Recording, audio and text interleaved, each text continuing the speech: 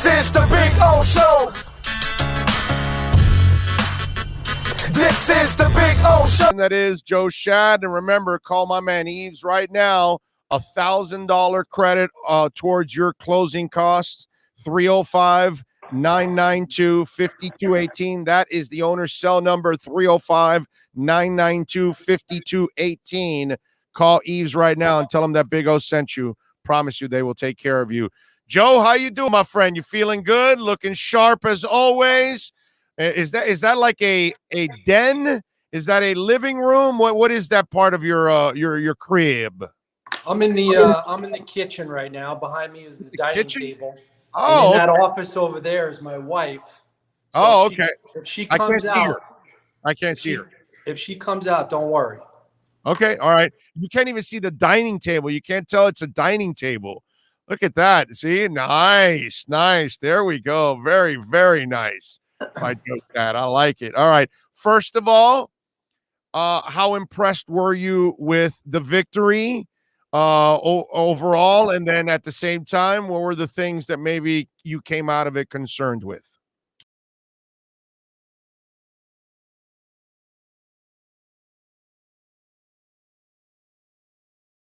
Yeah, it was a good win, Big O. Obviously the Dolphins offense looked really good on the first drive of the game and the first drive of the second half.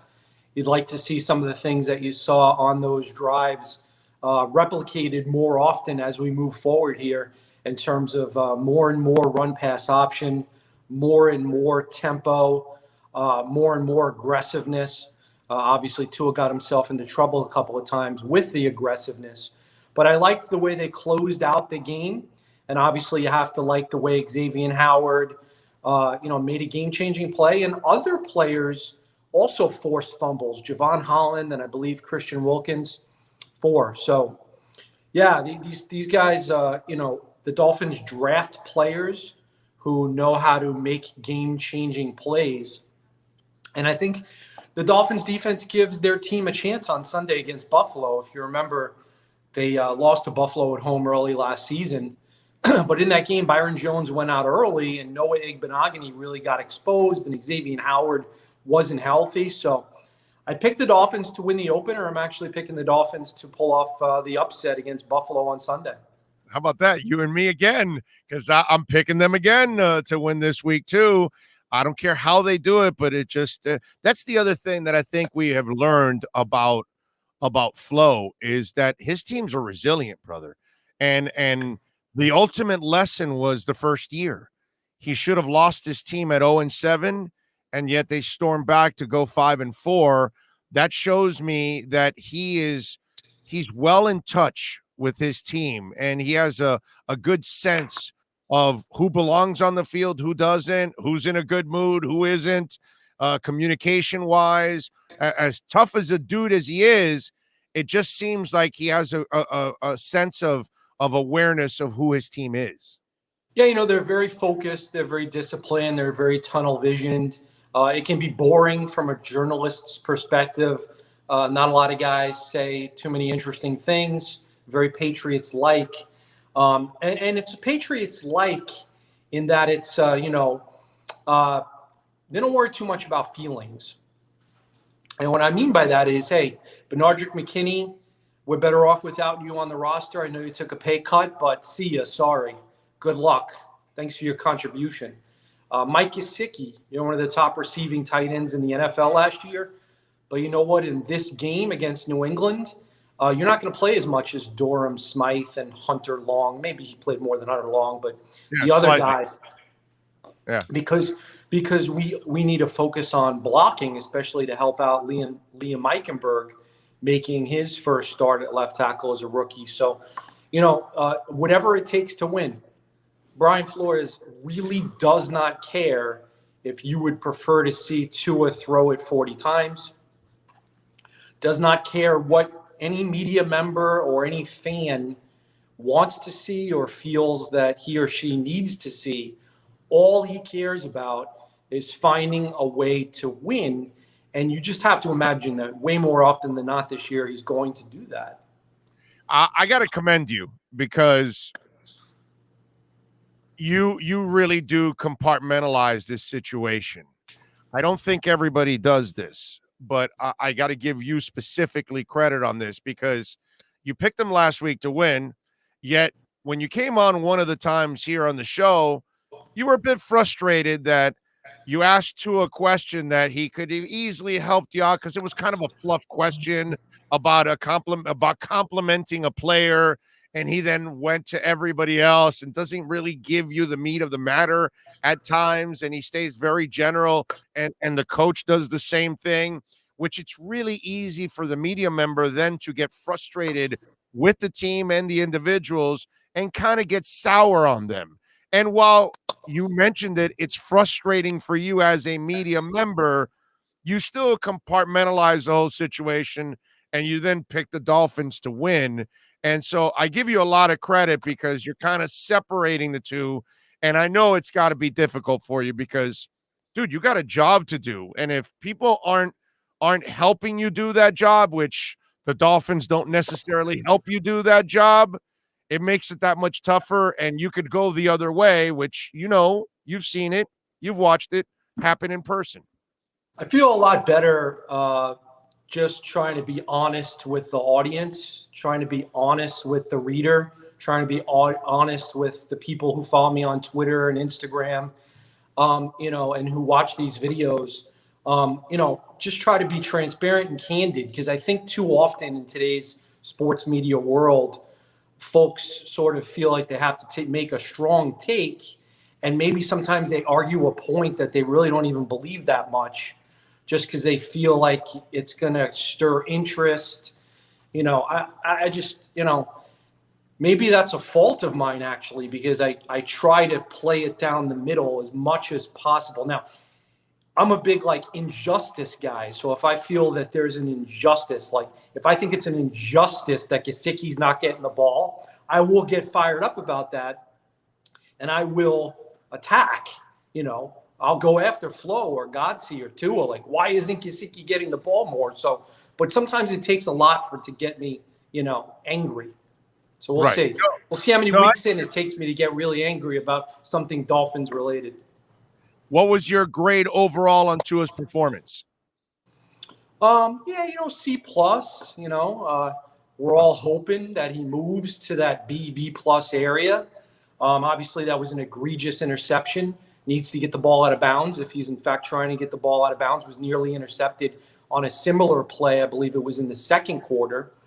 Made some nice throws, a nice deep ball to Devontae Parker down the right sideline, a nice deep ball to Jalen Waddle down the left sideline. It's obvious that the Dolphins are going to let him take some more deep chances this season, and that is, should be fun to watch. But they're at their best when they run that RPO stuff, man.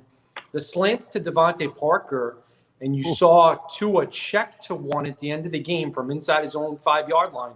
Tua did share with me yesterday when I asked about that play that it was designed as a run call, and he decided to throw the ball. So a little cojones there from Tua, and you got to respect and appreciate that, because so often you would see Adam Gase give Ryan Tannehill up by 1 inside your own 10, 3 runs, a punt, and hope the defense holds. Yeah. And, Flo being a head coach with a defensive background, you would think that maybe he would want to play it conservative. But when I asked Flo about it, he said, we want to be aggressive. And yes, of course, you want Malcolm Brown to have a few successful inside runs to help run down the clock and force the Patriots to call timeout. That's logically part of a football strategy. But the fact that Tua was able to drop back to his own goal line and throw the ball in front of a much maligned offensive line, and we know it was a quick pass, ball has to come out quick. But, Tua is very accurate, and there's some questions that were brought up by J.C. Jackson, the Patriots cornerback, after the game about Tua's post-snap reads and going through progressions. And all involved admitted this week that is a work in progress for Tua. But one thing, Big O, that Tua is very good at is the pre-snap diagnosis. He knows when to get out of a run call. And he didn't have that flexibility, that versatility, that trust last year And now he has more of that. I'm with you there. And when you saw him explain that to you, because we played that press conference here on the show when it was going on, and the other thing that it looks to me like it's a check with me system, right? It doesn't look like it's a complete audible where he can change the protections, move completely, go to a different play if he felt like doing that. It looks like what he has right now, autonomy, is check with me at this point in time, correct? I'm not going to lie to you and tell you that I have a complete, full understanding of every single thing that happened on that play.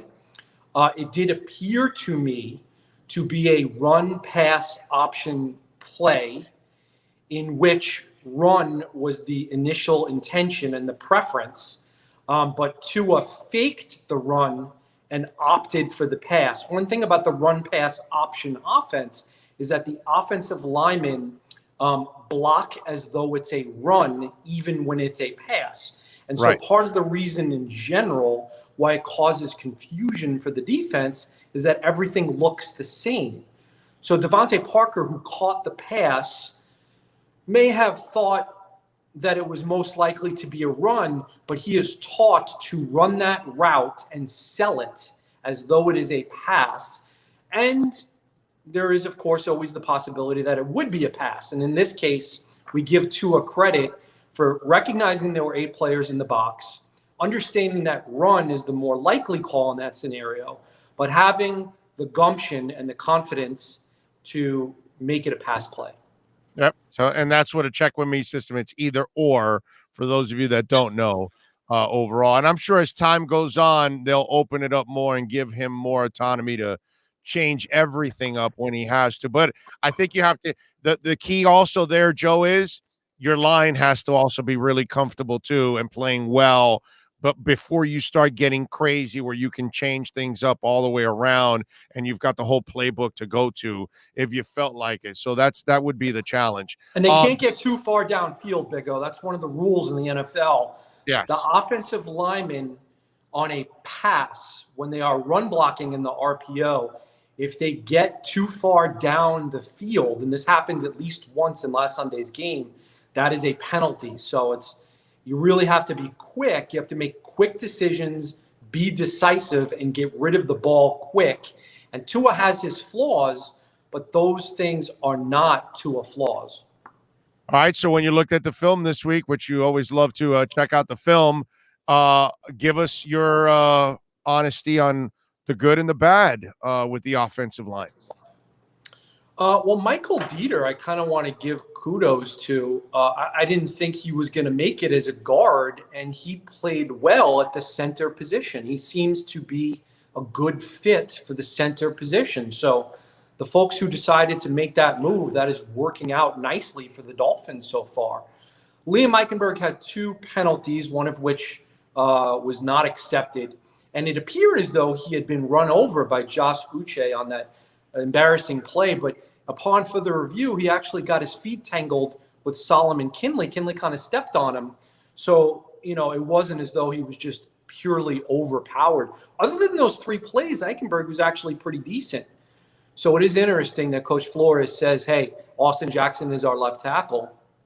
And we will, see if that remains the case. Eichenberg, has a chance to compete at left tackle, right guard, left guard, and of course to fill in, knock on wood, if there's an injury at any particular position. But, I thought in that game, Mac Jones was hit about twice as often as Tua. Now, part of that is the offensive scheme with the quick passing.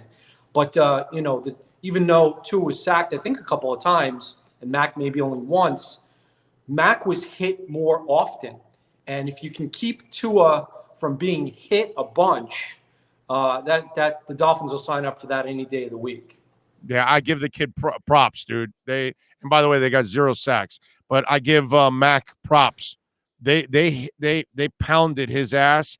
He knew he was going to get clocked, and he stood there like a man and delivered the ball several times. Monster props to that kid. For that, because that's some toughness there, knowing you're going to get your ass kicked, but you've got to deliver the ball. I give him credit. All right, so you and I are picking the Dolphins. One of the reasons why I'm also picking the Dolphins is because of the additions of Will Fuller and Shaheem. I think this is going to open things up completely for the offense. I think Fuller and Waddle are going to terrorize the free safeties. I think they're going to open up the underneath for Parker, for Gesicki to do some damage in this game, maybe even some of the backs coming out of the backfield. I really like the additions of these two guys because I think Fuller will add the element that, people thought maybe Albert Wilson was going to add and did not. This is why I'm picking the Miami Dolphins. I think their defense will bend but not break like they've done in the past, and they'll do enough to win the game. Your thoughts as we close it out? Dolphins have lost 7 of their last 8 to Buffalo. The last time the Dolphins swept Buffalo, Jay Ajayi ran for 200-plus yards in each game. 2016, my first year back on the beat. What a fun ride it was with Adam Gase. Adam Gase and Jay Ajayi no longer around, nor is Cam Wake, who played in that game, Ryan Tannehill. A lot has changed. I do think that the Dolphins have a better chance to slow down Josh Allen, who has absolutely destroyed them, both through the air and on the ground. And I want to tell you one thing. I want to tell you, I'm obviously not out of practice. I'm here in my kitchen. But the folks who are out of practice have noted on social media that Will Fuller is not at practice today. So we're going to look at the injury report later today to find out what Will Fuller's issue is. And, perhaps he just had a little strain. Perhaps it's a little precautionary. We don't know. Okay. And so having missed much of the offseason, coming back from an injury and finally coming back from a 6-game NFL suspension, I sure hope that Fuller is able to go on Sunday. Yeah, or it could be precautionary because you practiced them yesterday, and then today it's kind of a rest thing, and then that's probably it. All right, so you got Dolphins winning, you got Dolphins going 2-0. Nice job. What are you working on the Palm Beach Post, sir, so folks can check you out? Well, I posted a story a short time ago about that play where Tua was told to run the ball and switched to a pass late in the game. So I posted a story about that on the Palm Beach Post website. And I'm certainly, hopefully looking forward to talk to Jalen Waddle later today. It was a cool story after the game. He said he gave the game the first touchdown, the ball from his first touchdown to his mom. And, I love getting to know these guys as rookies because, they don't know what they don't know. And, they don't know to tell you fun stuff. They just tell you like, yeah, I gave the ball to my mom. And Jalen seems like a good kid, and I'm really looking forward to getting to know him better. Yeah, I can't wait till you guys have access in the locker room, dude. Yeah. That's really when your coverage really goes to the next level, when you can actually stand next to a guy for a couple minutes while everybody else is somewhere else, and you can get some insight and all of that. Because I know I've done it long enough to know that the locker room access is so key to really developing a culture and being able for you to show the fans what this team is all about, on the human interest side and on the football side, which is always important, which is some of the things you're talking about. Joe, thank you, my brother. Appreciate you. We will talk again on Sunday when the Dolphins take on the Bills. See you, Big O.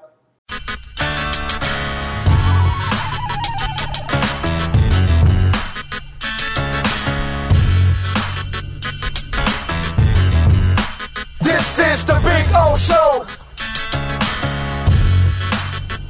This is the Big O Show.